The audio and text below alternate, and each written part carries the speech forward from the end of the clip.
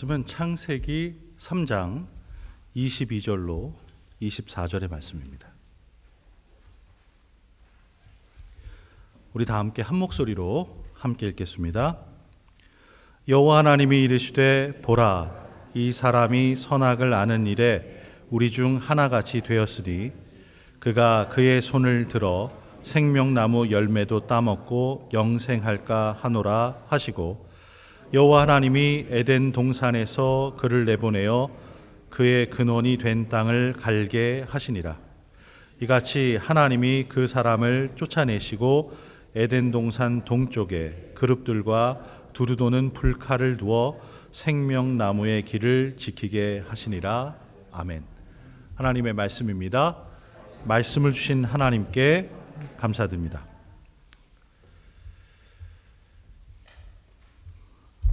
오늘 우리 김기성 목사님 모시고 맘모스 은혜 봄날의 말씀잔치 아름다운 삶의 초대 첫날 저녁이 되었습니다. 교회로는 한 달 동안 열심히 기도했고요. 저는 거의 1년 동안 우리 목사님 오시는 것 위해서 기대하며 준비하며 기도했습니다. 지난 며칠간 또 더 열심히 기도함으로 우리가 하나님 말씀 받을 준비했는데, 이 시간 우리 목사님 나오실 때 박수로 크게 환영하면서 목사님 맞이하겠습니다. 김희호 목사님.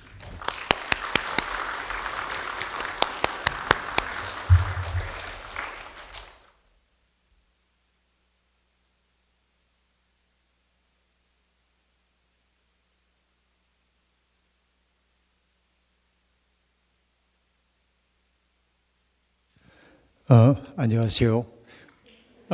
맘모스 은혜 연합 감리교회 성도 여러분, 대단히 반갑습니다. 오늘 처음 만나 뵙는데요. 여러분들, 아마 여러분들 가운데는 몇 분은 제 모습을 어딘가에서 본 분들도 계시리라고 생각을 합니다. 늘 이런 자리에 올 때마다 생각나는 게 하나님의 은혜가 참 신비하다 하는 생각을 하는데, 왜냐하면은 그리스도가 아니었다고 한다면 우리가 만나기가 어려운 사이였을 겁니다. 그리스도로 말미암아 세계 각지에 흩어져 있는 성도들이 서로 연결될 수 있다고 하는 게 신비하게 생각되고, 저도 이렇게 와서 제게 주셨던 그 은혜를 여러분들과 함께 나누고, 또한 여러분들과 만나는 경험을 통해서 주께서 또 다른 방식으로 역사하시는 것을 경험하고, 또 이런 나눴던 이야기들을 가지고 또 딴 곳에 가서 주께서 이렇게도 일하십디다 하고 전함으로 뭔가 연결을 만들어가는 이 역할이 제 역할이구나 하고 생각할 때 참 감사한 마음이 매우 컸고요. 오늘부터 사흘 동안 제가 4번의 설교를 하게 되겠습니다마는, 오늘 찬양을 인도하시면서 맨 처음에 불렀던 그 곡이 굉장히 마음을 깊게 울려줬습니다. 내 주 하나님 넓고 큰 은혜는 그 곡이죠. 우리가 즐겨 부르는 찬양인데, 우리가 은혜의 세계 속에, 그 큰 은혜의 세계 속에 깊이 들어가야 하는 게 우리들의 이제 과제라고 얘기할 수 있겠습니다. 저는 요즘 이제 은퇴한 목사이기 때문에 사람들로부터 질문을 받을 때가 있습니다. 목사님, 은퇴한 소감이 어떠세요? 하고 얘기하면 아주 솔직하게 이야기를 할 수밖에 없는데요. 제가 보통 은혜로운 목사님 같으면은 주께서 내게 주신 책무를 아름답게 수행했기 때문에 오로지 영광 받으실 분은 주님뿐이십니다, 이렇게 얘기하면 은혜스러운데, 저는 그렇게 얘기 못하고 무거운 짐을 내려놓은 것 같은 홀가분함이 있습니다. 이게 이제 첫 번째 소감입니다. 사실 한 교회의 담임자로 평생을 살아간다고 하는 것은 행복하고 가슴 벅찬 일이기도 하지만 매우 힘겨운 일인 것도 사실입니다. 무거운 책임을 져야 하기 때문에 그러죠. 제가 만약에 담임 목사였다고 한다면 여기에 와 있더라도 내 마음의 한 구석은 저쪽에 두고 와야 합니다. 내 교회에. 바람이 불면은 혹시 교회에 무슨 간판이 떨어져서 지나가는 사람 맞지 않을까, 비가 오면은 비가 새가지고서는 올개는 있는데 쏟아지지는 않을까 온갖 걱정들, 이 항상 마음을 무겁게 하는 이 일들, 또 전기가 어떻게 돼가지고 무슨 일이 있는 거 아닌가 온갖 걱정들이 있는데 이제는 그 무거운 책임을 내려놓게 되었다는 측면에서는 매우 홀가분합니다. 그러나 다른 한편으로 얘기하자고 한다면은 매우 가슴 아프고 속상하고 자괴감이 느껴지는 것도 사실입니다. 이것은 뭐 때문에 그러냐면 그래서 한마디로 얘기하면 이런 거예요. 우리가 믿는 하나님이 그렇게 크신 분인데 온 우주를 창조하신 분인데 그 하나님을 믿는다고 하는 사람들은 너무나 작아졌다. 그들의 마음의 그릇들이 너무나 작아진 것 같아 안타깝다 하는 거. 오늘의 이제 여기는 제가 잘 모릅니다만은 한국의 크리스찬들, 우리의 동족들의 신앙생활의 모습을 보면서 느끼는 게 그렇게 큰 하나님을 믿는다고 말하는 이들의 마음이 너무나 작아졌구나. 이게 이제 제 마음을 참 아프게 만들기도 합니다. 또 하나는 이렇게도 얘기할 수 있습니다. 그렇게 아름다운 예수, 저는 예수님을 뭐라고 하냐면은 이 지구의 역사가 만들어낸 가장 아름다운 나무에 피어난 가장 귀한 꽃이 예수라고 생각하는데, 그러니까 모든 인간이 지향해야 할 목표가 바로 예수처럼 되는 데 있는데, 그런 예수를 믿는다고 하는 사람들이 오늘 예수의 모습을 담지 못한 신자이구나. 우리의 마음씀이 타자들을 대하는 태도가 또 시민으로 살아가는 그 모습이 전혀 예수를 담지 못한 것 아닌가 하는 안쓰러움과 안타까움이 있습니다. 여러분, 예수님은 아름답잖아요. 그러면 그 아름다운 예수를 믿는다고 하는 이들도 아름다워야 합니다. 예수님은 친절하시잖아요. 예수 믿는 사람도 친절해야 합니다. 예수님은 정겨운 분이었습니다. 그럼 우리도 또한 정겨운 사람이 되어야 합니다. 그런데 오늘 기독교인들에 대한 인상을 믿지 않는 사람들이 얘기할 때 배타적이다, 오만하다, 독선적이다 이런 말들을 한단 말이에요. 그것은 그들이 우리를 잘못 봤기 때문이거나 아니면은 우리가 실제로 그러하기 때문이거나 둘 중에 하나일 겁니다. 근데 저는 오늘의 우리 기독교인들이 사람들에게 그렇게 바람직하게 보이지 않는다 하는 생각을 품게 됩니다. 이것이 저로 하여금 43년 동안의 목회자로 제가 살아왔는데 43년의 목회자로서의 생활을 마친 후에 제가 가지고 있는 소감 가운데 일단이라고 얘기할 수 있습니다. 제 남은 여생의 목표가 있다고 한다면 하나님이 얼마나 크신 분인지 또 예수 그리스도가 얼마나 아름다운 분인지 사람들과 함께 얘기 나누고 그런 삶으로 사람들을 초대하는 것이 제 남은 여생의 과제이겠다 하는 생각을 해봅니다. 아까 얘기했습니다마는 내 주 하나님 넓고 큰 은혜는 이 곡 그 큰 은혜의 바다 속에 우리들이 가야 하는 거죠. 근데 그 찬송가를 부르면서 얼핏 뭐가 떠올랐냐면 그 존팔라이히라고 하는 작가의 글이 떠올랐습니다. 그분은 뭐 영어로 그 글을 쓰는 분이긴 합니다만은 인도계 작가인데요. 그분은 참 도전을 많이 했습니다. 어느 날 이탈리아 말을 배우고 싶어 했고 이탈리아 말을 한마디도 하지 못하는데 열심히 공부해서 이탈리아 말로 글을 써서 책을 내기도 하고 이런 도전하는 정신을 가지고 있는 분입니다.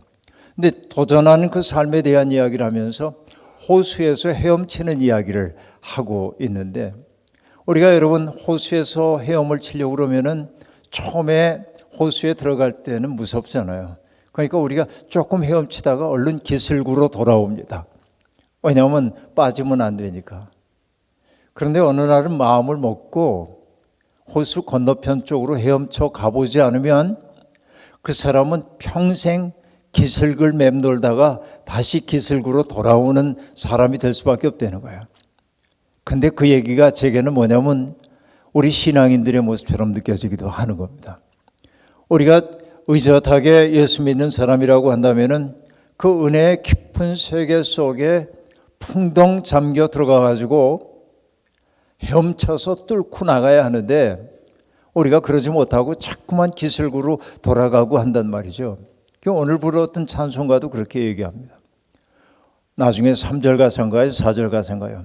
언덕을 떠나서 저 깊은 바다로 헤엄쳐 가자고 얘기하고 있는데 우리는 맨날 언덕 그 근방에만 머물러 있는 것 아닌가, 우리의 신앙이. 그 생각을 해본단 말이죠. 어떻습니까? 만모스 은혜교회 교우들의 삶은 어때요? 언덕을 떠나서 저 창파를 향해 헤엄쳐가는 믿음의 삶인지, 아니면 뭐 어제와 그저께가 비슷비슷한, 그저 이렇게 사는 거지 이렇게 살고 있는 건 아니지, 한번 돌이켜 보십시오 하는 말씀을 드립니다. 여러분, 사람들이 그 오랫동안 함께 부부가 되어 살다 보면은 닮았다 하는 이야기를 할 때가 많이 있습니다.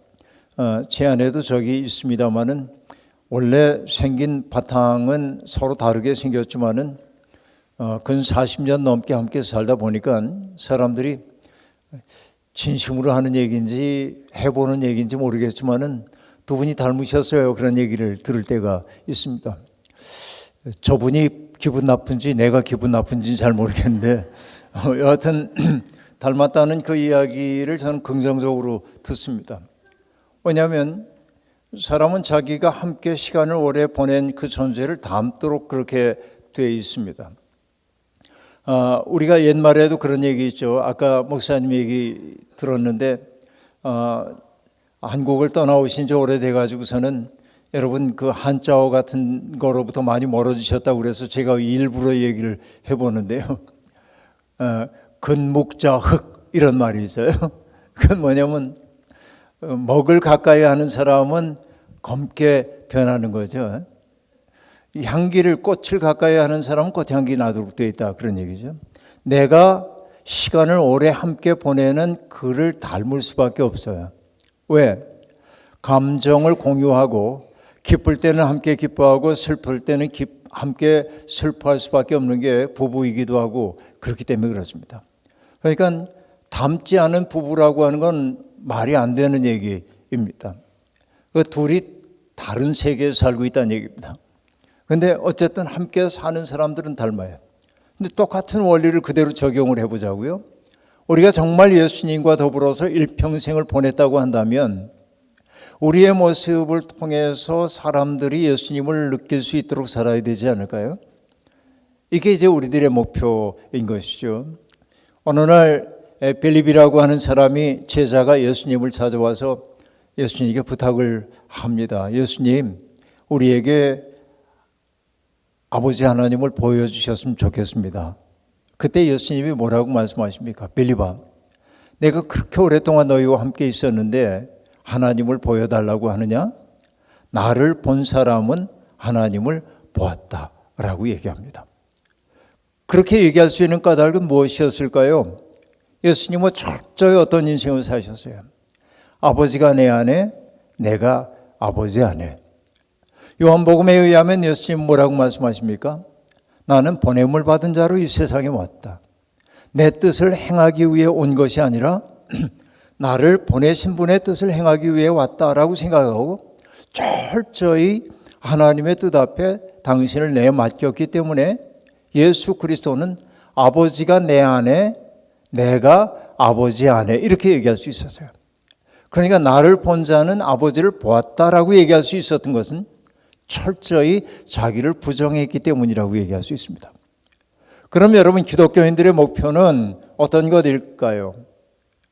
사람들이 예수님이 누구야? 난 예수님이 누구인지 알 수가 없던데 실존 인물이야? 예수가 어떤 존재야? 라고 물었을 때 우리가 나를 본 사람은 예수님을 보았다라고 말할 수 있으면 얼마나 좋겠어요. 그러나 여러분, 우리가 오랫동안 주님과 함께 해왔는데도 우리의 인격 속에서 예수의 향기가 안 나. 이런 뭔가 잘못된 거 아니겠어요? 모습은 예수를 닮은 듯하나 말씨는, 우리가 사용하는 언어는, 그러나 우리의 태도가 예수를 닮지 않았다고 한다면 미안하지만 이사야가 얘기하는 식으로 얘기하자면 우리는 성전의 마당만 밟을 뿐입니다. 이것이 문제라고 얘기할 수 있습니다. 제가 종종 이런 얘기도 하는데요. 예를 들어서 여기 이제 물통이 이렇게 있는데 여러분 이걸 지금부터 체면을 걸겠습니다. 이게 물이 아닙니다. 복숭아입니다. 복숭아로 보이시죠? 한번 상상하자는 얘기예요. 이거 복숭아입니다. 빛깔이 어떻습니까, 여러분? 반응을 좀 해보세요. 상상력을 통해서. 복숭아 빛깔이 어떻습니까? 노르스름하고 붉으스름하고 맛있어 보이죠? 맛있어 보여요. 근데 여러분 그래서 그 과일 가게 앞을 지나다 보니까 아주 복숭아가 맛있는 빛깔을 띠고 있어서 옛날에 먹었던 그 기억 때문에 입에 군침이 돌고 그래서 샀습니다. 근데 여러분 여기서는 어떻게 먹는지 모르지만은 대개 한국에서는 복숭아 먹을 때 어떻게 하냐? 씻은 다음에 껍질을 깎죠. 그리고 과육만을 먹습니다. 자, 애당초에 내 눈길을 끌었던 건 뭐야? 그 껍질의 빛깔이 내 눈길을 끌었습니다. 근데 먹을 때는 어떻게 했어요? 그걸 다 벗겨버렸어요. 과육만 먹었어요. 자, 여러분 이게 어떤 얘기인 거 아니? 우리도 사람들을 대할 때 처음에는 그 사람이 가지고 있는 껍질에 주목을 합니다. 아, 잘생겼네. 아, 참 품위 있게 생겼다. 혹은 뭐 못생겼네. 온갖 생각을 이제 합니다. 이분이 교養있게 생겼네. 이런 생각들. 그러다가 어떤 생각도 또 하냐면은 현대인들에게 중요한 건 뭐냐면 스펙 같은 거이기 때문에 그분의 스펙을 듣는 순간 그를 대하는 태도가 달라집니다. 아, 이분이 무슨 대학을 나왔고 그럼 한 수 접어주기 시작하는 거예요. 그분에 대해서. 왜? 껍질, 근사해요. 여러분 교회에는 그런 분이 없으리라고 생각합니다만은 제가 몇 년 전에 캐나다에 갔더니 어느 교회에서 설교를 마치고 친교실에 내려왔는데 연세가 좀 드신 분이 한 분 저한테 오셔서 잠깐 이야기를 건네는데 뭐라고 하냐면 제가 서울대학교 무슨 과를 나왔는데요. 이 얘기를 하시는데 그러면서 딸이 MIT 공대 교수입니다. 그렇게 얘기를 하시고 한 5분 동안 서서 말씀하시는데 내가 서울대학교 무슨 과를 나왔는데요. 이걸 5번은 하셨어요. 근데 이분에게는 그게 너무나 자랑스러운 과거입니다. 그러니까 그 껍질을 나한테 자꾸 보여주시는 거예요. 그런데 여러분 때때로 우리들이 어떤 사람이 그 껍질을 보고 매력 있다고 느끼고 가까이 하다 보면 나중에 그 껍질이라는 게 의미가 없다는 걸 알기 시작합니다. 그 사람은 누군가에게 얼마나 친절한 사람인가, 누군가의 고통 앞에서 그 고통을 함께 아파해 줄 줄 아는 사람인가, 내가 어려운 일이 있을 때 함께 기도해 주는 사람인가, 이게 중요하지. 그가 가지고 있는 껍질 그건 중요하지 않더라, 그런 얘기입니다. 이게 뭐냐면 우리가 복숭아에서 먹어야 하는 과육이라고 얘기할 수 있어요. 근데 여러분 복숭아가 과육을 만드는 까닭은 인간 좋으라고 과육을 만들까요? 그렇지 않죠. 전부 뭐 하기 위해서 그런 겁니까? 후손을 퍼뜨리고 싶잖아요. 그러니까 복숭아에서 제일 중요한 건 뭐냐면 씨입니다. 근데 씨는 인간이 먹을 수가 없어요. 먹을 수가 없어요. 한약재로는 씁니다. 한약재로 쓸 때 그 복숭아 씨를 한자로 뭐라고 하냐면 여러분 한자에 익숙하지 않다니까 일부러 자꾸 하는 거예요. 복숭아 도자에다가 어질 인자를 씁니다. 도인 그래요. 근데 이때 인자는 어질다고 하는 인자는 이 한문학에서는 어질다 이런 말이라기보단 씨앗을 뜻해요. 그러니까 씨앗이 인이에요. 그러니까 여러분 인간에게 있는 그 씨앗이 있어요. 맹자식으로 얘기하면 인간에게 뭐가 있냐면 그 씨앗이 되는 마음이 있어. 그걸 뭐라고 하냐? 측은지심 그래요. 어떤 사람을 보면 측은히 여기는 마음. 여러분 기억나죠? 옛날에 공부했던 거 측은지심. 사단 가운데 하나예요. 사단, 단이라는 게 뭐예요? 단서. 그 사람 속에는 실마리, 씨앗을 뜻해요. 그러니까 인간 속에는 누군가의 고통을 보면 함께 아파하는 실마리로서의 마음이 있다는 거예요. 이게 씨앗이에요. 근데 도인하고 얘기하고 있는데, 그러니까 복숭아에게서 가장 중요한 것은 그 씨앗이에요. 왜? 그래야 나중에 또 다른 복숭아를 키워낼 수 있기 때문에 그렇습니다. 기독교 신앙으로 얘기하자고 한다면은 여러분 그 씨앗이라고 얘기하는 게 뭘까요? 십자가라고 얘기할 수 있습니다. 예수 그리스도의 십자가. 그 십자가의 핵심은 무엇입니까? 나를 희생하여 남을 살리는 거죠. 예수 그리스도는 그러잖아요. 우리의 모든 죄를 대신 짊어지시고 우리를 대신해서 고통받으셨다고 우리가 고백하잖아요. 이게 십자가잖아요. 그러니까 우리가 정령 예수를 믿는 사람이라고 한다면 그냥 예배당에 와서 찬송 부르고 주일이면 예배에 오는 이것만 가지고는 안 돼. 그거는 호숫가에서 헤엄치는 일이에요. 근데 결국 뭘 해야 되냐면 예수라고 하는 그분의 삶을 내 삶으로 받아들이기 위해 모험을 한번 해야 돼. 그렇죠? 그 얘기는 뭡니까? 결국 누군가를 복되게 하기 위해 나를 낮춰본 경험이 있는 사람이라야 십자가를 비로소 알기 시작한다. 근데 오늘의 신자들에게 이게 너무나 부족하다 하는 얘기. 여러분, 첫 번째 불렀던 찬송가가 우리에게 상기시켜 주는 것 때문에 제가 이런 말씀을 드렸습니다. 근데 연결이 다 됩니다. 여러분, 이 세상에 오실 때, 이 세상에 태어날 때 혹시 어머니 아버지하고 계약을 맺고 오신 분이 있습니까? 어머니 아버지, 내가 어머니 아버지의 아들로 혹은 딸로 태어나려고 하는데 적어도 제가 요구하는 조건은 들어주셔야 합니다. 내가 대학을 졸업할 때까지 아주 안정적인 경제 환경을 만들어 주셔야 하고요. 뭐 등등. 나는 상위 5%에 드는 용모여야 하고요. 이런 거 여러분 계약하고 나오셨습니까? 아니면은 영문도 모르고 태어나셨습니까? 그러니까 여러분 인간은 어떻게 보면 내가 선택하지 않은 인생을 살게 된다고요. 그러니까 여러분 내가 여러분들은 지금 여기 스스로 선택해서 미국이라는 나라에 와서 사셨습니다마는 물론 여기서 태어난 분이 계신지 모르겠습니다만 대부분은 한국이라고 하는 땅에 태어나셨습니다. 여기 저보다 연세 많으신 분들도 뭐 많으신데요. 그러니까 저도 이제 1950년대 중반에 태어난 전쟁 끝난 이후에 태어난 세대입니다마는 그러니까 지질이 가난한 나라에 우리들이 태어났잖아요. 그러니까 여러분 어렸을 때 우리의 삶의 이야기를 젊은이들에게 들려주면 아이들이 잘 이해도 못합니다. 뭐 간혹 그런 얘기하는데 어쩌다가 우리가 기껏 그저 우리가 씹는 것 가운데 하나가 꽈리 껌처럼 씹었는데 꽈리 기억나세요? 속을 빼내고 이렇게 씹으면 으드득 소리 나는 꽈리를 씹으면서 지냈는데 어느 날 껌 하나가 생기면 단물이 다 빠지도록 먹고도 밤에 잘 수가 없어. 왜? 이걸 처리를 어떻게 해야 될지 몰라요. 왜냐하면 형제들 간에 이 경쟁이 심하기 때문에 내가 씹다가 벽에다 딱 붙여놓고 잠을 자면은 형이나 누나가 틀림없이 그걸 가져다 씹을 거다 하는 생각 때문에 아주 구석진 데다가 딱 붙여놓고 자는데 또 그런 거 찾는 건 귀신들이지. 그래서 그 껌을 형이나 누나가 가져가고 나면 아침에 일어나서 실종되면은 껌이 얼마나 속상했는지 모른다. 울고불고.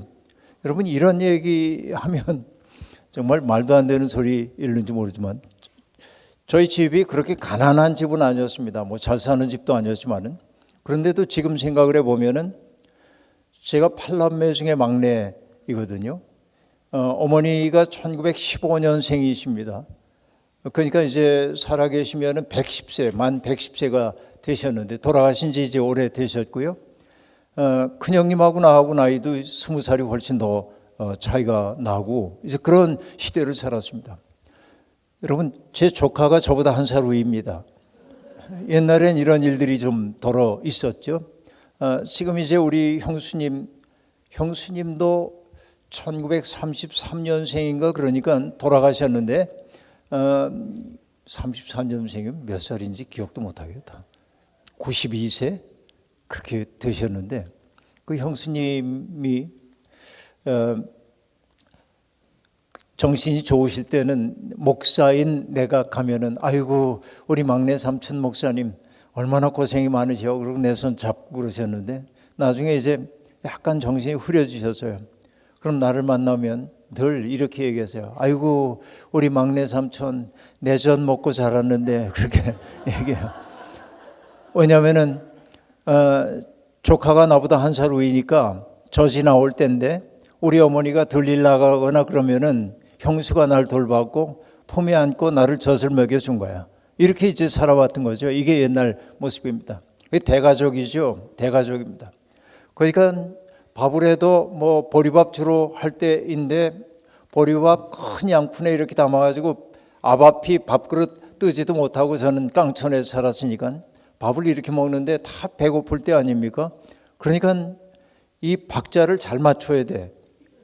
먹는 사람들이. 누구 하나라도 박자를 틀리면은 서로 눈총을 주고 야단을 하기 때문에 어머니가 심판관이 돼가지고 박자를 잘 맞추는지를 이렇게 딱 봐야 하는 거고. 근데 여러분 보리밥이 푸슬거리니까 이렇게 밥을 뜯다 보면은 떨어지는 게 있는데 얼른 추워서 안 먹습니다.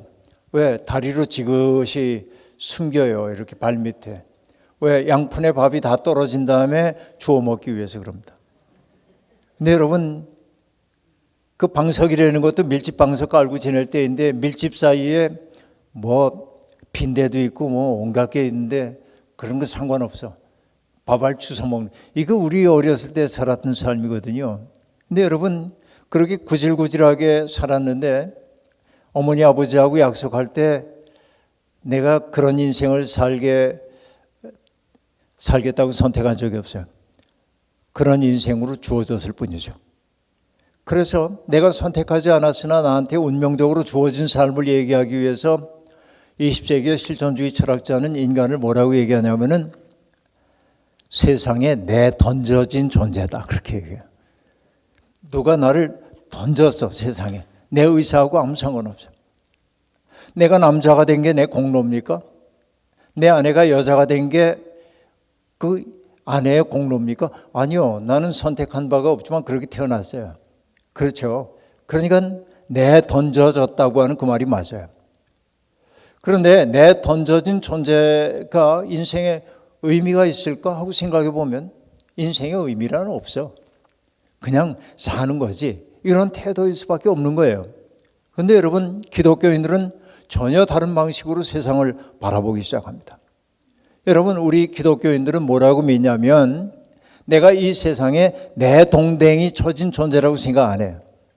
뭐라고 합니까? 하나님의 계획 속에서 보냄을 받은 존재라고 그래요. 이게 하나님을 창조주로 믿는다고 한 말의 의미예요. 그러니까 여러분 하나님을 창조주로 믿는다고 하는 그 말이 창조론이 맞냐 진화론이 맞냐 이런 과학적인 논쟁을 하자는 말이 아니에요. 하나님을 창조주로 믿는다고 하는 말은 뭐냐면 내 인생이 우연이 아니라 하나님의 특별한 섭리 가운데 내가 이 세상에 보냄을 받았다라고 하는 사실을 내 삶으로 받아들이는 거예요. 마치 예수님이 나는 이 세상에 보냄을 받았다라고 얘기한 거하고 똑같은 인식을 갖고 사는 거예요. 그럼 여러분 보냄을 받은 사람들이 해야 하는 일은 뭡니까? 보내신 분의 뜻을 행하는 것이어야 하죠. 그러니까 우리가 늘 물어야 할 질문이 뭐냐면 나를 보내신 그분에게 하나님 저를 이 세상에 보내신 뜻은 무엇입니까? 라고 여쭤봐야 돼. 그 뜻이 어딘가에 숨겨져 있는데 그걸 발견해야 한다는 얘기가 아니고 그 말은 뭐냐면 순간순간 하나님 제가 어떻게 살면 하나님의 마음을 기쁘게 해드리겠습니까? 이걸 여쭤보며 사는 것이 곧 하나님을 창조주로 믿는다고 한 말의 의미란 말이죠. 여러분 제 선배 목사님 한 분이 이런 얘기하는 걸 들었습니다. 삼형제가 함께 살고 있었는데 그 선배 목사님은 둘째 아들이에요.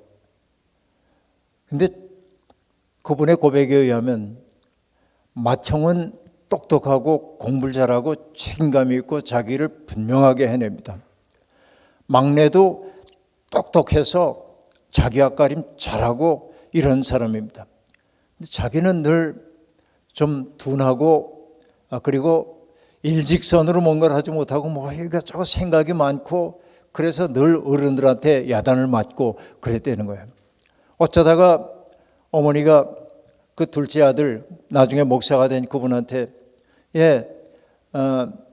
구정물 좀 갖다 돼지 울간에 쏟아줘라 하면 어머니가 나를 뭘 시켜줬기 때문에 너무 좋아서 구정물 들고 돼지 우리로 이렇게 가면 돼지도 자기를 무시하는지 구정물 통을 머리로 들이받아가지고 다 뒤집어 쓰고 그래서 어른들한테 야단 맞고 이제 그랬대.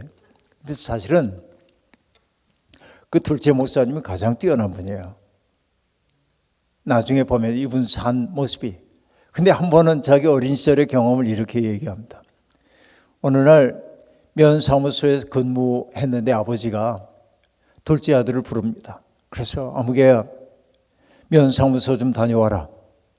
그래서 그 둘째 아들인 우리 나중에 목사가 된 그 선배님은 너무나 기뻤어요. 아버지가 자기를 심부름 보내. 형이나 동생이 아니라. 그래서 너무 행복해가지고 한 시오리길 떨어져 있는 면사무소로 뛸 듯이 달려갔는데 내가 뭐로 왔더라? 그 잘 기억을 못 하겠는 거예요. 그래서 면사무소 앞에 있는 느티나무나 몇 바퀴 빙빙 돌다가 지나다니는 사람 구경하다가 그리고 쭈삣쭈삣 천천히 집으로 왔더니 아버지가 야단을 칩니다. 너희놈 아버지가 심부름을 좀 다녀오라고 그랬더니 면사무소 좀 갔다 오라고 심부름 시키려고 그랬는데 너 어디 갔었냐고. 면사무소 갔다 왔는데요. 아버지가 기가 막히던 투로 이렇게 얘기하더래요. 야 이놈아, 그럼 아버지가 지금 널 면사무소 왜 보내는지 심부름하는 이유를 알고 갔어야 될 거 아니야. 오늘 아버지가 몸이 아파서 출근 못하니 양해해달라는 그 메시지를 전하라는 건데 안 듣고 달려간 거야. 목사님이 그 얘기한 끝에 이렇게 얘기합니다. 하나님이 우리를 이 세상에 보내셨는데 내가 이 세상에 왜 왔는지 잊어버린 거야. 이거를 유대인 종교 철학자인 아브라함 조수아 헤셀이라는 사람은 뭐라고 하냐면 메시지를 잃어버린 메신저 그래요. 다 연결되는 얘기죠. 그러니까 우리도 이 세상에 보냄을 받았어요.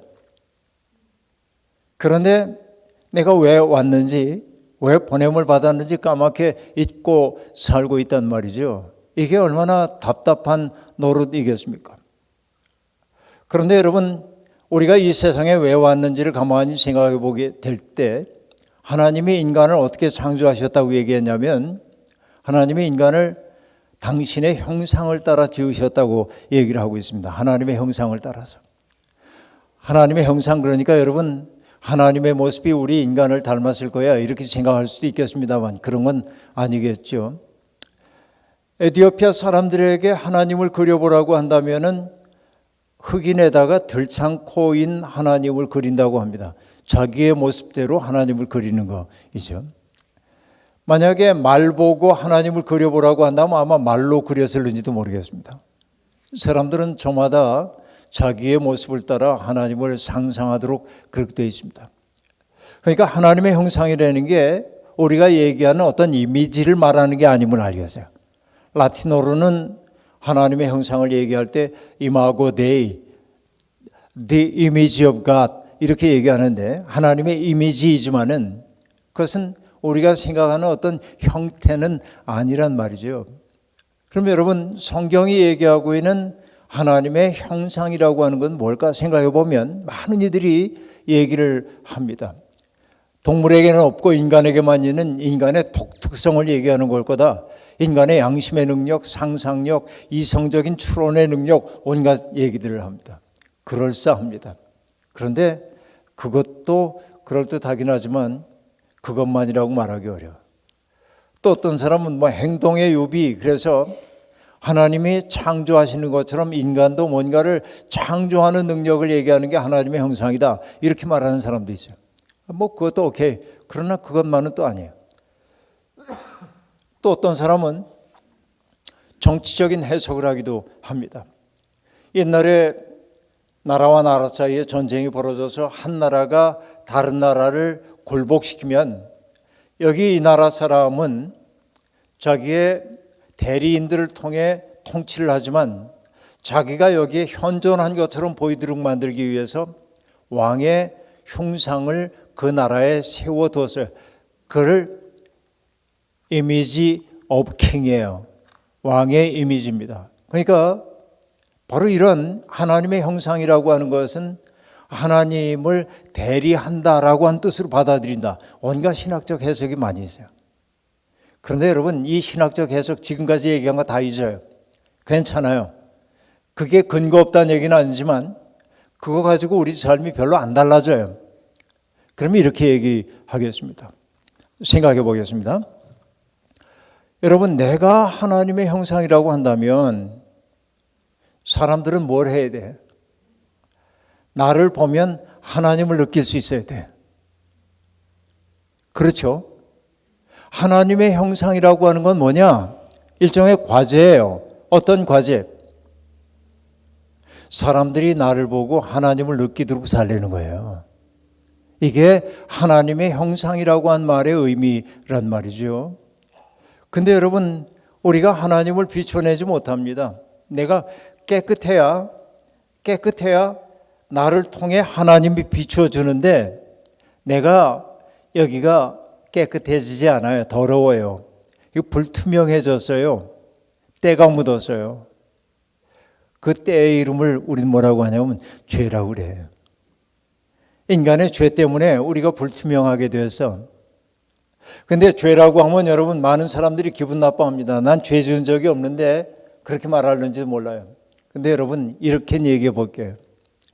죄라고 하는 것을 말하는 여러 단어들이 있지만은 그만두고요. 저는 이렇게 죄를 얘기해요. 자기 속으로 구부러진 마음. 죄라는 게 다 뭐냐면 자기 중심으로 바라보려고 하는 거예요. 세상을. 내가 중심이 되지 않으면 못 견뎌요. 그런데 결국 이 얘기가 어떤 얘기겠습니까? 모든 인간은 자기 중심 속에 살아요. 왜? 인류의 첫사람 때부터 그랬어요. 하나님이 인간에게 얘기했잖아요. 동산의 모든 나무는 너희가 임의로 먹되 선악을 알게 하는 나무는 먹으면 안 된다라고 말씀을 하셨습니다. 먹으면 안 된다고 그러셨어요. 그러자 아담과 하와는 그 선악을 알게 하는 나무를 열매를 먹을 생각이 없었습니다. 언제까지? 뱀이 질문을 하기 전까지는. 하나님이 동산에 있는 모든 것 먹지 말라고 그래서 질문에 함정이 있어요. 모든 걸 먹지 말라고 그래서 아니, 다 임의로 먹되 선악을 알게 하는 나무만은 바라보지도 말고 만지지도 말고 먹지도 말라고 그랬대요. 과장이 들어갑니다. 하나님 먹지 말라고 그랬거든요. 근데 보지도 말고 만지지도 말고 먹지도 말라고 했대. 그러자 여러분, 뱀이 유혹을 할 때 바보, 멍청이, 하나님이 너희 속이는 거야 그랬으면은 방어 태세를 갖췄을 거야. 얘가 우리를 하나님으로부터 밀어내려고 그러는구나, 이 생각이 있었을 겁니다. 근데 뱀에게 표정이 있다면 틀림없이 이랬을 거예요. 그랬어? 참, 뭔가 있는 것 같잖아요. 그러니까 뭔데, 왜 그래? 왜? 아니야, 됐어. 그냥 그렇게 살아. 그러면 여러분 더 궁금하잖아요. 인간의 우리가 버릇 가운데 하나가 뭐냐면 하지 말라고 그러면 더 하고 싶어지잖아요. 아까 제가 8남매 중에 막내라고 얘기했습니다만 제가 이제 막내입니다. 그런데 시골집에 이렇게 마당에서 놀고 있으면은 누나들이 어디를 갔다 들어와요, 이렇게.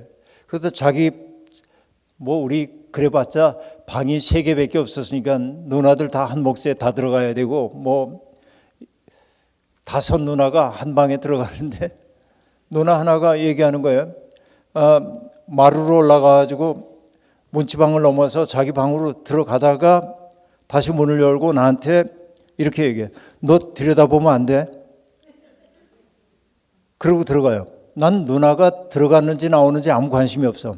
근데 누나가 들여다보면 안 돼. 그 순간 들여다봐야만 할 것 같은 강력한 요구가 내 마음속에 자라나는 거예요. 그래서 여러분 옛날 다 창호문이잖아요. 옛날에 시골집이. 그럼 뭘 해요? 손가락에다 침을 듬뿍 묻혀가지고 소리 안 나게 미어가지고 뭘 봤는지는 기억 안 나지만 누나가 하지 말라고 그러니까 하고 싶은 마음이 생겼던 그 기억은 또렷하게 나죠. 근데 자꾸 이렇게 곁길로 빠지면 안 되는데 우리 큰 누님이 시집을 가가지고서는 이제 그 친정에 신행 온다 그래요. 친정에 이렇게 올 때 매형하고 복숭아를 사왔어요. 그래서 복숭아를 맛있게 먹고 그렇게 맛있는 복숭아 먹어본 적이 없는데 우리 퇴비간이 있고 그 옆에 이제 밭이 있는데 거기다 이제 씨앗을 툭 던져놨는데 그 씨가 발화돼 가지고 복숭아 나무가 됐어요. 나 굉장히 어렸을 때입니다. 근데 복숭아 나무가 몇 년 지나니까 조금 자라가지고 열매를 맺었어요. 얼마나 먹고 싶은지 몰라요. 근데 이게 익지 않은 거 먹으면 안 되잖아요. 그러니까 우리 형이 얘기했어요. 우리 누나한테, 막내 누나가 나보다 4살 위인데 어디 나가면서 형이 오빠가 복숭아 몇 개 달려있는지 다 쉬어놨으니까 너 따먹으면 안 돼. 근데 누나는 그거 먹을 생각 없었거든. 근데 오빠가 다 쉬어놨으니까 먹으면 안 돼. 그러니까 복숭아를 바라보니까 보암직도 하고 먹음직도 하고 지혜롭게 할 만도 한 거예요. 그 누나가 하나를 따가지고 맛을 보니까 먹을 수가 없이 써요. 던졌어. 그럼 모른 척하면 괜찮은데 이제 문간에 이렇게 앉아가지고 오빠 오길 기다려. 오빠가 저만치 오는 걸 보고 쭉 달려가지고 뭐라고 얘기했냐면 오빠 복숭아 한 개 안 따먹었다 그렇게. 그 우리 남매들이 모이면 종종 옛날 얘기하면서 그렇게 서로 골려먹고 그러는데 근데 이게 전부 뭐냐면 인간을 보여주고 있어요. 인간이 뭔지에 대한 이야기를 들려주고 있는 거거든요. 하지 말라고 하는 거 하고 싶어요. 그러니까 뱀이 너 바보야 그거 해도 돼 그러면 방어 기제가 있을 거야. 근데 에이 몰라도 돼. 궁금해. 왜? 그러니까 사실 말이야 너만 알아. 저걸 딱 먹으면 내 눈이 밝아져서 You shall be as God. 네가 하나님처럼 될 거야. 그러자 하와가 선악을 알게 하는 나무 열매를 바라보니까 보암직도 하고 먹음직도 하고 지혜롭게 할 만도 했다. 그걸 따먹었다 그러고 얘기합니다. 그러면 여러분 선악을 알게 하는 나무 열매를 따먹었다는 그 말의 의미는 뭘까요? 신화적으로만 보지 말자고요. 어떤 얘기인지 이렇게 얘기를 해보겠습니다. 그걸 먹는 순간부터 나는 뭐냐면 내 잣대를 가지고 사람들을 재기 시작해. 선악의 판단의 기준이 나야. 이렇게 항상. 그러니까 여러분 내가 우리 그 목회를 하면서도 이런 경험들이 있잖아요. 내가 누군가에 대한 긍정적인 얘기를 합니다. 아니 집사님, 권사님 그분 보셨어요? 난 정말 얼마나 그분 귀한지 몰라요. 그 마음씀이 이렇게 얘기하면 목사가 칭찬하니까 부정하기는 좀 그렇고 일단 긍정. 예, 목사님. 예, 그런 요소가 있죠. 하지만 꼭 그 하지만이 문제예요. 하지만 그리고 늘 부정적인 걸 얘기해. 자기 잣대가 있어요. 잣대. 선악과를 따먹어서 그래요. 그러니까 여러분 내 잣대를 가지고 사람들을 재기 시작하는 거예요. 그러니까 여기에 내 잣대를 가지고 평가의 대상이 돼가지고 그 사람 마음에 들 사람 하나도 없어요. 이게 죄가 만들어낸 인류의 비극입니다. 그러니까 여러분 하나님이 안타까웠어요. 그들이 그런 걸. 그래서 하나님이 아담을 찾아오십니다.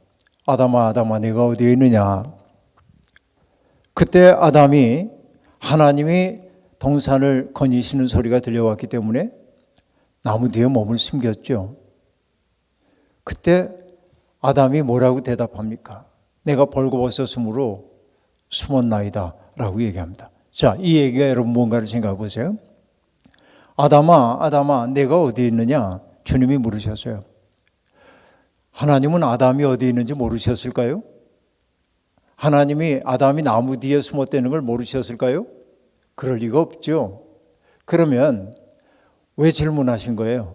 아담아, 내가 어디 있느냐? 그것은 제가 지금 나무 뒤에 있습니다. 좌표 평면으로 이 2와 3입니다. 이렇게 얘기하는 얘기예요? 아니잖아요. 그 질문 속에 담겨있는 의미는 뭡니까? 아담아, 내가 마땅히 있어야 할 곳에 있지 않구나 라는 말일 거예요. 그럼 아담이 마땅히 있어야 할 곳은 어디예요? 그 바로 앞에 답이 있어요. 뭐라고 얘기하냐면 아담이 하나님이 동산을 거니시는 소리가 들려오자 하나님의 낯을 피하여 나무 뒤에 숨었다. 낯을 피했대. 그러니까 인간이 있어야 할 자리가 어디냐면 하나님의 얼굴 앞이에요. 하나님과 마주 서야 돼. 그런데 죄가 들어오자 어떻게 됐어요? 숨었어요. 낯을 피하여 달아났어요. 여러분 생각해 보십시오. 누군가를 내가 사랑해요. 사랑에 빠졌어요. 그럼 사랑에 빠진 사람들은요, 그들의 눈빛을 보셨습니까? 그 눈에서 장미꽃다발이라도 나올 것 같잖아요. 사랑하면 마주봐요. 사랑은 마주보게 만들고 가까이 가게 만들어요. 그래서 사랑을 그래서 우리는 뭐라고 하냐면 어트랙션이에요. 매력이에요. 사랑은 매력이에요. 가까이 가게 만들어요. 근데 그렇게 사랑했던 사람 사이에 뭔가 갈등이 생기고 서로에 대한 오해가 생겨나게 되면 눈과 눈을 마주보지 못하게 됩니다. 피하기 시작해요. 그리고 그와 마주하는 게 불편해져요. 그래서 뭘 해요? 등을 돌려요. 죄가 하는 일은 뭡니까? 소외시키는 거예요. 멀어지게 만들어요. 사랑은 마주보게 만들고 죄는 멀어지게 만들어요. 여러분 그래서 예민한 여성들이 자기 남자 친구나 남편이 뭔가 잘못한 거를 직감했을 때 하는 무서운 말이 있잖아요. 당신 내 눈 똑바로 보고 대답해요 하고 얘기하면 떨려 그러고 내가 뭘 그러고 이렇게 그건 틀림없이 이제 문제가 좀 생겨나는 거죠. 그러니까 결국 어떤 얘기냐면 인간이 가장 인간다울 때는 언제냐면 하나님 앞에 있을 때란 말이에요. 하나님 앞에 있는 게 부끄럽지 않을 때예요. 하나님 앞에 있는 게 좋을 때예요. 아담과 하와는 죄에 빠지기 전에는 하나님을 크게 의식하지 않았지만은 하나님 앞에 있는 게 전혀 부끄럽지 않았어요. 근데 숨겨야 할 것이 생겨나기 시작했어요. 숨겨야 할 것이. 죄가 들어왔기 때문에 그렇습니다. 그렇죠? 그리고 여러분 슬프게도 그런 인간이 이제 에덴 동산에서 쫓겨났고요. 오늘 읽었던 그 본문의 말씀대로 쫓겨났고, 한 가지 긍정적인 것은 아담과 하와가 하나님의 추궁에 대해서 응답할 때 뭐라고 얘기합니까? 아담이 너 왜 그거 먹었어? 그래서 아담이 정말 첫사람답게 하나님 제 생각이 부족했습니다. 제 잘못입니다. 그랬더니 얼마나 좋겠습니까만 아담이 뭐라고 얘기합니까? 당신이 내게 주어 함께 살라 한 여자가 줌으로 먹었나이다. 여러분 그 아담이 제가 이 얘기는 뭐 빼놓고 얘기하긴 했습니다마는 아담이 홀로 있는 게 쓸쓸해 보여가지고 하나님이 처음에는 흙으로 동물을 만들어서 아담 앞에 이끌고 왔는데 그 아담이 부르는 게 그 동물의 이름이 되었다라고 얘기하는데 아담에게 행복한 얼굴이 안 보여요. 그래서 하나님이 아담을 깊이 잠들게 하신 다음에 아담의 갈비뼈 하나를 뽑아가지고 하와를 만들었다고 성경이 얘기합니다. 근데 그 얘기 보면서 못난 남자들은 여자는 남자의 갈비뼈에서 나왔기 때문에 남자에게 종속된 존재다 이렇게 얘기하는데 참 무지한 이야기입니다. 사실은 메소포타미아 문명권에 있었던 수메르와 아카드 언어에서 갈비뼈라고 하는 것은 절친한 벗이란 뜻이고 생명을 나눈 사이를 뜻합니다.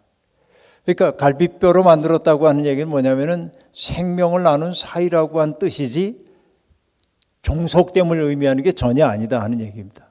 근데 여러분, 잠에서 깨어난 아담이 자기 앞에 있는 왠지 낯이 익기도 하고 또 낯설기도 한 존재를 바라보면서 사랑의 노래를 부릅니다. 어떤 노래입니까? 새 번역은 이렇게 번역했어요. 이제야 나타났구나 이 사람. 뼈도 나의 뼈, 살도 나의 살, 남자에게서 나왔으니 여자라 하리라. 시인이 됐어요. 자기 앞에 있는 그 한 여성을 바라보면서 자기 파트너를 바라보면서 너무나 기뻐합니다. 뼈도 나의 뼈, 살도 나의 살. 그건 소유 관계를 얘기하는 게 아니라 우리가 서로에게 속해 있다는 거예요. 그 사랑의 관계를 나타내는 사랑의 노래입니다. 그래서 제가 농담처럼 하는 얘기가 이 사랑의 노래의 세속적 버전이 옛날에 한국 드라마에서 다몬지 뭔가 하는 드라마에서 그런 얘기, 아프냐? 나도 아프다. 여러분, 네가 아픈데 왜 내가 아파요? 사랑하면 그런 거예요. 우리도 자식 키워봐서 알잖아요. 자식이 아프면은 부모가 넌 네 인생이니까 너 혼자 아파라 아니 그러잖아요. 우리 어땠습니까? 밤새도록 수건으로 찬물 적셔가지고 애 이마에 올려놓고 그래도 열이 떨어지지 않으면 차라리 내가 아프면 좋을 텐데 이러잖아요. 왜 그래요? 사랑하기 때문에 그래요. 사랑은 아픔을 함께 나누는 거예요.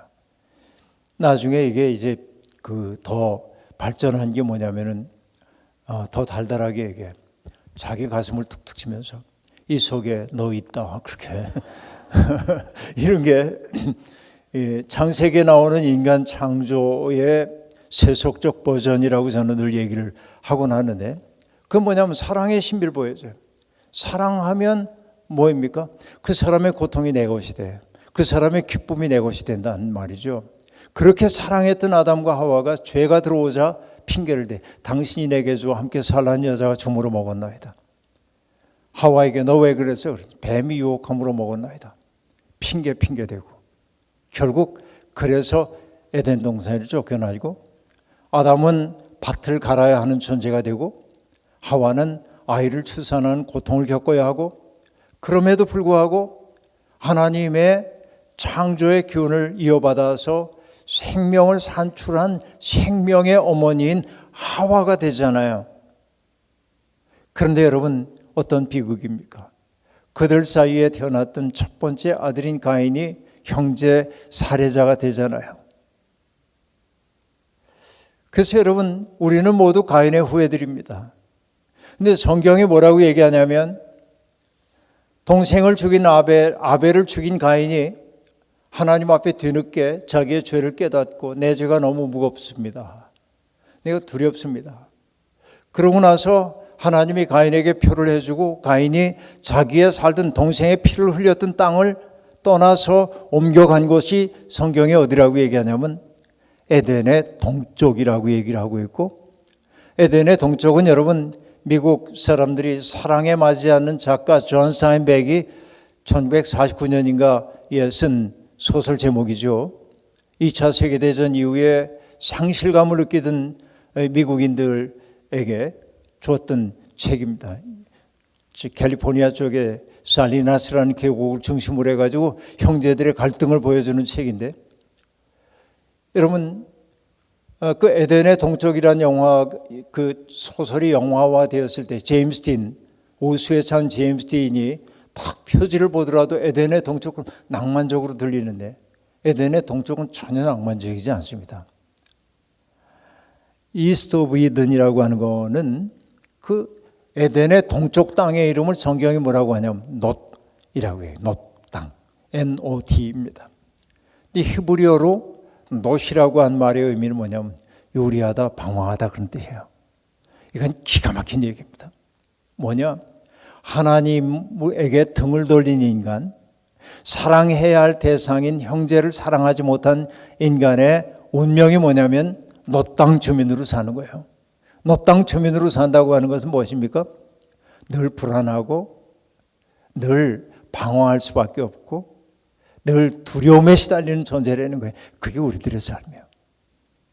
그래서 여러분 소포크레스라고 하는 그리스 비극 작가가 있는데 그의 비극 작품 가운데 소포크레스가 그런 말을 합니다. 이상한 게 많다지만 인간처럼 이상한 것은 없다.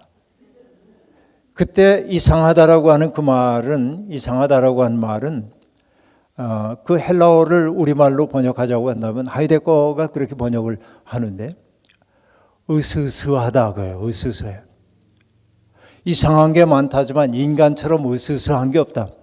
여러분, 세상에서 제일 무서운 게 인간입니다. 어떻게 보면. 이게 우리들의 현실입니다. 오늘 우리는 인간 때문에 위로받기도 하지만 인간 때문에 상처받기도 합니다. 우리는 평화를 원합니다. 그러나 여러분, 인간은 인간에 대해서 늑대처럼 굴고 있습니다. 호모 호미니 루푸스. 인간은 인간에 대하여 늑대다 말이죠. 전쟁이 벌어집니다. 자기의 이익을 위해 다른 사람들을 함부로 해하기도 합니다. 이게 인간의 삶입니다. 인간은 가장 숭고한 존재이기도 하지만 가장 잔혹한 존재이기도 합니다. 이게 인간이라는 수수께끼입니다. 그런데 원래 인간이 그러한 것은 아닙니다. 왜?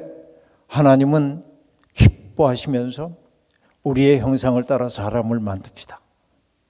그리고 사람을 만들고 기뻐하셨습니다.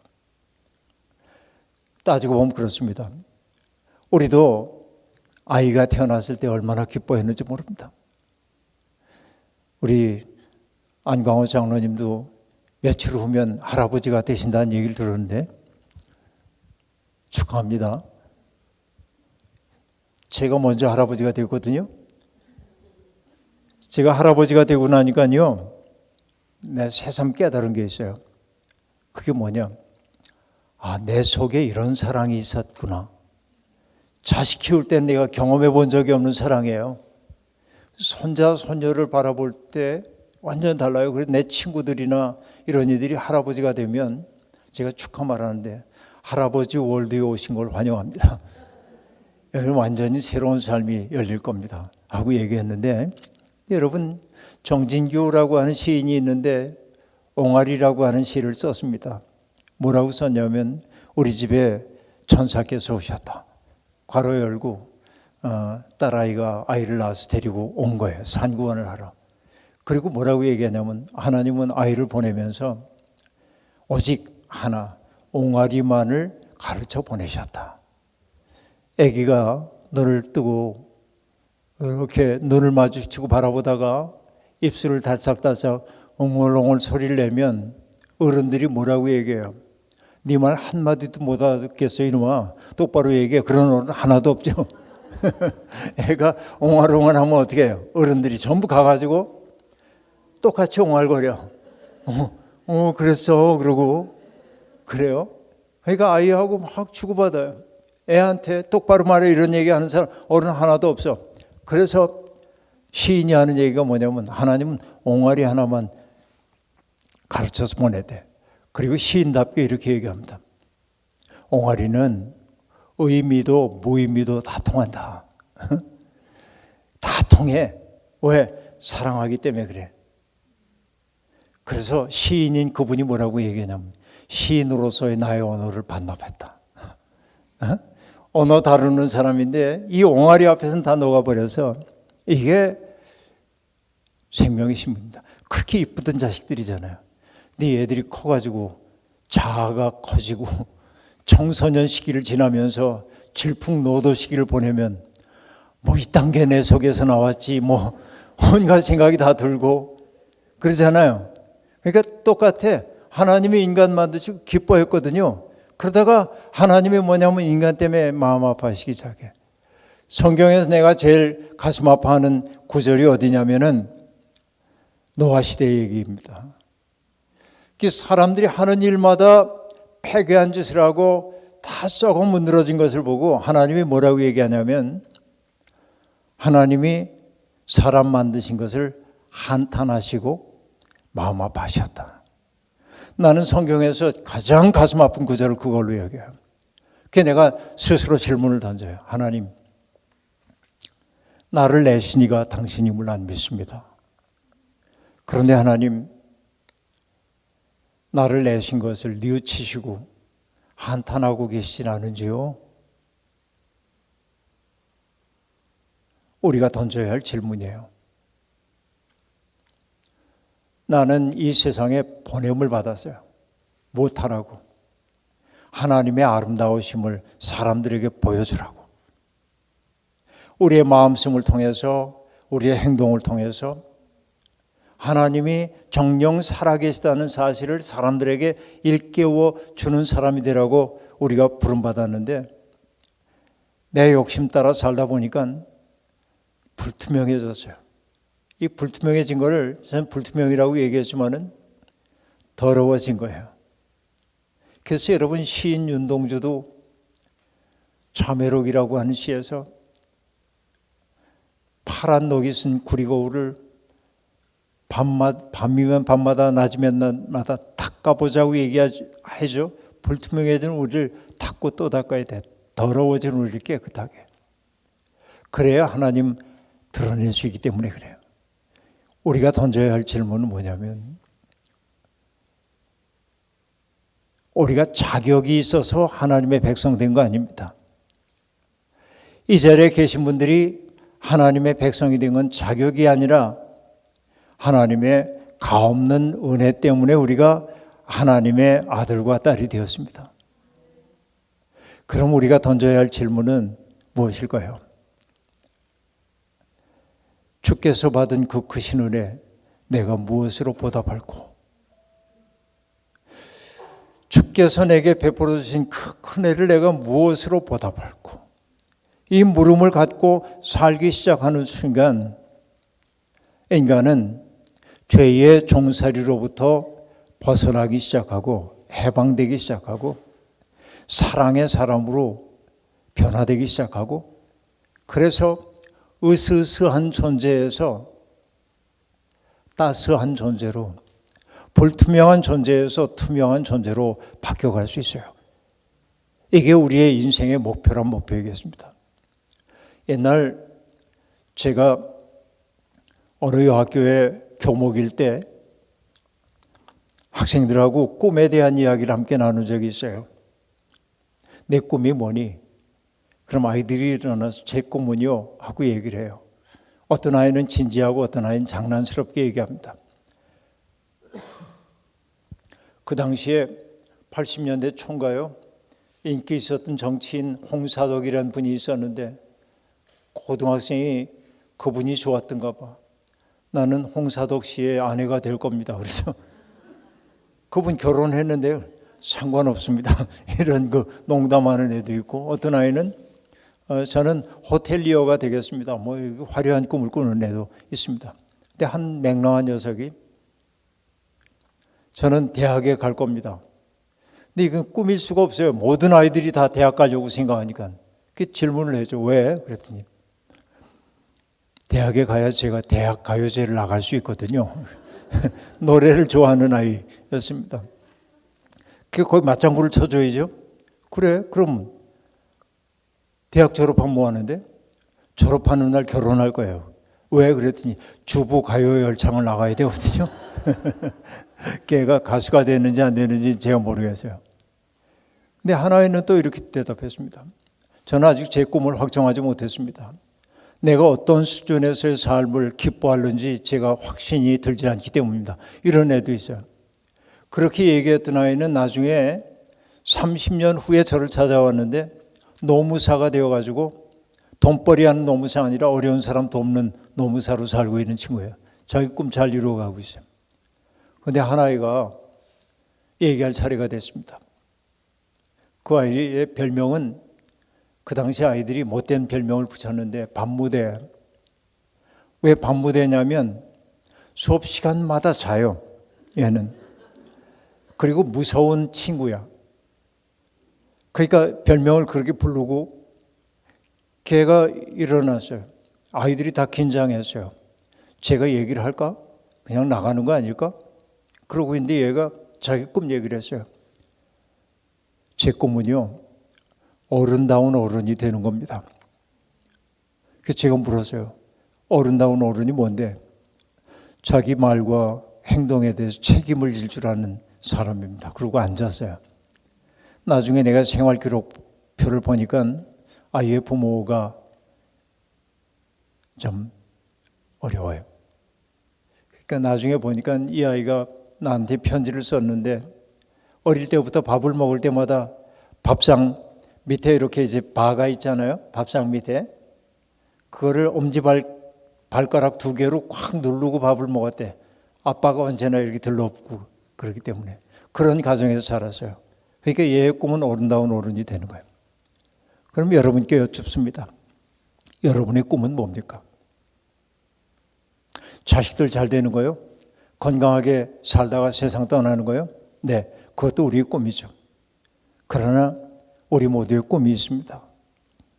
우리를 통해 사람들이 하나님을 느끼도록 사는 겁니다. 하나님은 정말 계셔. 하나님 정말 아름다운 분이셔. 난 하나님 계신지 몰랐지만 저분 보니까 난 하나님이 계신 게 믿어져. 저분 말하는 걸 보니까, 저분의 표정을 보니까 하나님 살아계시다고 난 믿어져. 이제부터는 하나님 믿고 싶어. 여러분, 이 꿈 한번 꿔봅시다. 인간은 모두 수수께끼 같은 존재이지만, 그래서 에덴에서 쫓겨난 존재가 되어버리고 말았지만은, 그러나 인간은 사랑을 통해서 하나님을 상기시키는 존재가 될 수 있습니다. 우리 모두 그러한 존재로 성장해 갈 수 있기를 주의 이름으로 축원합니다. 자비로우신 하나님, 부족한 종을 이곳에 보내셔서 오늘 첫 번째 말씀을 함께 나누었습니다. 돌이켜 생각해 보면 우리의 인생은 하나님께 보냄을 받은 인생임에도 불구하고 메시지를 잃어버린 메신저들처럼 우리가 이 세상에 왜 왔는지 까맣게 잊어버리고 땅의 현실에만 집중하며 사느라고 우리는 불투명한 존재가 되었습니다.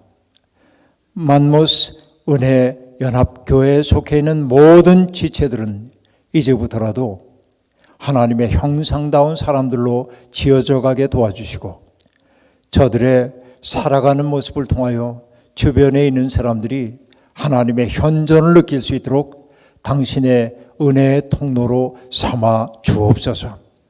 우리 만모스 은혜 교회 모든 식구들이 그렇게 누군가를 따뜻하게 사랑하고 정답게 대하고 환대해 주는 경험을 통해서 이 교회로 찾아오는 사람들이 늘어나게 도와주시고 그들로 말미암아 지역사회가 변화될 수 있는 역사가 나타나게 도와주옵소서. 예수님의 이름으로 기도하옵나이다. 아멘.